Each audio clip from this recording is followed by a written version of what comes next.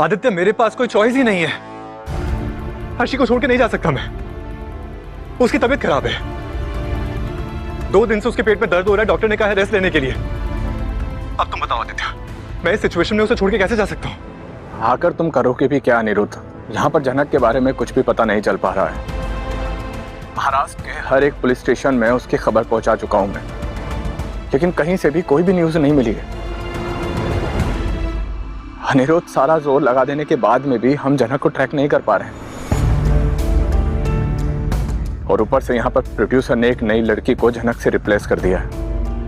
यार समझ में नहीं आता है, जब भी जनक कुछ अच्छा ट्राई करने की कोशिश करती है, लाइफ में आगे बढ़ना चाहती है, कोई ना कोई कुछ ना कुछ उसे हमेशा पीछे खींच लेता है। आदित्य, मुझे उसके करियर की चिंता नहीं है, लेकिन उसकी लाइफ, उसकी जिंदगी, मुझे तो ये भी नहीं पता कि वो जिंदा है या नहीं।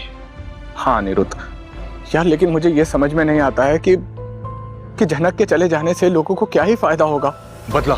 और अब अनी आदित्य से बातें तो कर रहा है, पर अब उसकी जनक के प्रति की फिक्र छुपाते नहीं छुपती। आज जितना बेबस वो कभी नहीं रहा है। पूरी तरह से ये कहानी बदले की है। सही कहा तुमने। उस कुलभूषण के खिलाफ तो मैं एक FIR करवा चुका हूँ। पुलिस को बताया मैंने कि जनक के साथ ये सब कुछ जो भी हो रहा है, इन सब के पीछे उस कुलभूषण का हाथ हो सकता है। और जहां आदित्य भी अपने तरफ से कोशिश तो कर रहा है, पर कोई सुराग मिले तब ना कुछ हो, वहीं अनी। मैंने बहुत कोशिश की, लेकिन मैं जनक को यहाँ पे रोक नहीं पाया। अगर उस दिन वो रुक जाती ना, तो आज इस तरह खतरे में नहीं होती। अनिरुद्ध, जो लोग जनक को नुकसान पहुंचाना चाहते हैं ना, वो ये कोशिश बार बार करते ही रहेंगे।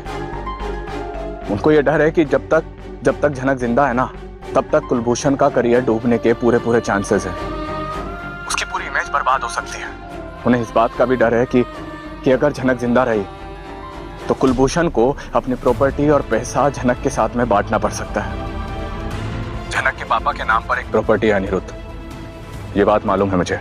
लेकिन मुझे इन सब बारे में कुछ नहीं पता। हाँ अनिरुद्ध, लेकिन ये बात मैंने एक बार जनक के मुंह से सुनी थी। जनक ने मुझे ये भी बताया कि उसे इस प्रॉपर्टी में कोई दिलचस्पी नहीं है।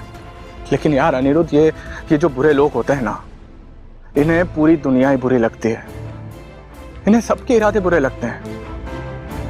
इसीलिए तो वो लोग जनक के पीछे पड़े हैं।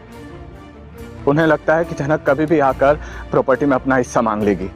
इसी वजह से वो लोग जनक को अपने रास्ते से हटा देना चाहते हैं अनिरुद्ध। और अब जो ये नई जानकारी अनी को मिल रही है जनक के नाम की प्रॉपर्टी की, और वजह जनक को खत्म कर देने का, तो वो स्तब्ध रह जाता है। एक मिनट, रास्ते से हटा सकते हैं मतलब वो लोग उसे जान से मार देंगे?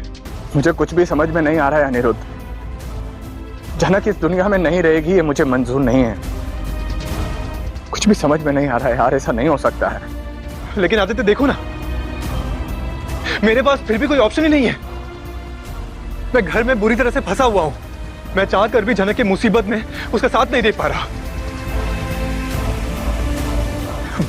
बट मैं जनक से बहुत प्यार करता हूं। आई रियली लव हर। लेकिन क्या फायदा, वो मुझ पर विश्वास क्यों करेगी जब जनक को जरूरत है, उसकी जान खतरे में है। मैं उसका साथ नहीं दे पा रहा, उसे बचा नहीं पा रहा। मैं किस्मत से कौन जीत पाया यार अनिरुद्ध? कौन किस्मत को काबू में कर पाया आज तक? अपने आप को मत कोसो। एक बार अर्ची ठीक हो जाए, उसके बाद। देखो आदित्य, मुझे तुम पे पूरा भरोसा है।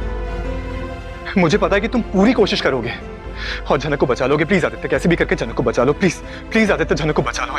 तुम्हारे दर्द को समझ सकता हूं मैं अनिरुद्ध। और आज अनी जनक को बचा लेने का गुहार लगा रहा है आदित्य से। वहीं आदित्य भी बेहद भावुक हो जाता है। काश अनी जनक मिल पाते, कैसे भी करके। एंड आई होप कि तुम भी मेरे दर्द और तकलीफ को समझ पा रहे हो। हाँ, जनक मुझसे प्यार नहीं करती है, लेकिन मैंने ना सिर्फ और सिर्फ जनक से प्यार किया है अनिरुद्ध। जनक इतने दिनों से मिसिंग है। जिस दर्द और खौफ के साथ में मैं जी रहा हूं ना, कि मुझे बर्दाश्त नहीं हो पा रहा है। आदित्य, मैं भी कुछ खा नहीं पा रहा हूं, सो नहीं पा रहा हूं, कुछ भी नहीं कर पा रहा हूं। मैं बस दिन रात यही सोच रहा हूं कि जनक ठीक तो है ना, वो जिंदा तो है ना, कहीं उसे किसी ने, मैं उससे कभी मिल भी पाऊंगा या नहीं। ऑफ कोर्स मिल पाओगे यार अनिरुद्ध। किसी को मार देना और उसे गायब कर देना इतना आसान नहीं है।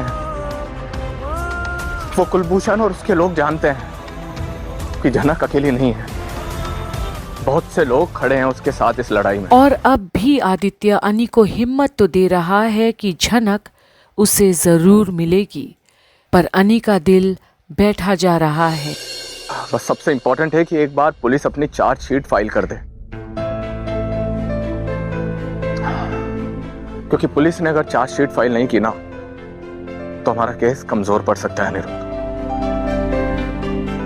और ऐसा मैं होने नहीं दूंगा।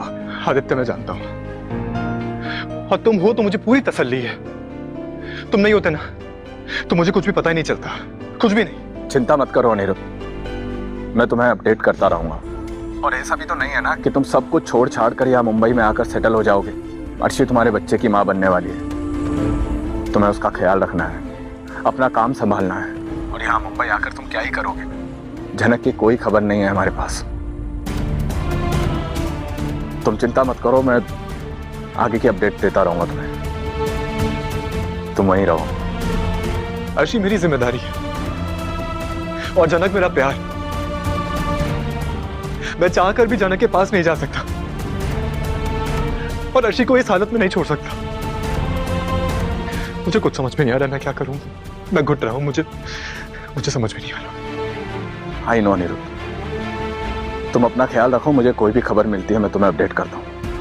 Okay Aditya, bye. और अब अनी खुद अपने आप को एक जंजीर में बंधा हुआ जैसा महसूस करता है। जकड़ गया है, इसमें घुट रहा है, पर जिम्मेदारी और प्यार के बीच में उसे अब कुछ समझ ही नहीं आता कि वो करे भी तो क्या। जहां अर्शी की तबीयत भी अब ठीक तो नहीं लगती उसे। ये आखिर कैसा रिश्ता है जिसमें बच्चे की आने की कोई खुशी नहीं, दोनों को ही। और जहां अनी को झनक की फिक्र सताती है, वहीं अर्शी क्या अब जाएगी अनी को आज़ाद करके अपनी माँ सृष्टि के घर? ये देखना बाकी है। तो बने रहिए आगे की हर एक अपडेट के लिए कंप्लीट बॉलीवुड पर, जहां ये रही हमारे घर की छोटी बहू रानी, सीधा अमेरिका से आई छे। ये लो अपनी अमानत। हम लोगों से तो चुप नहीं हो रहा है, लगता है तुमसे ही संभलेगा। माँ के पास आते ही बच्चा एकदम चुप थई गयो।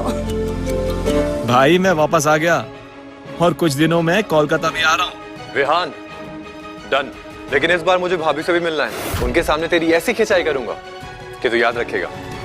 मेरा सबसे अच्छा और पुराना दोस्त आ रहा है मिलने, my best friend Anirudh Bose. जहां झनक अब महफूज तो है कहीं दूर अनी से, महीनों बाद, पर अनी का नाम सुनते ही एक बेचैनी सा है चेहरे पर।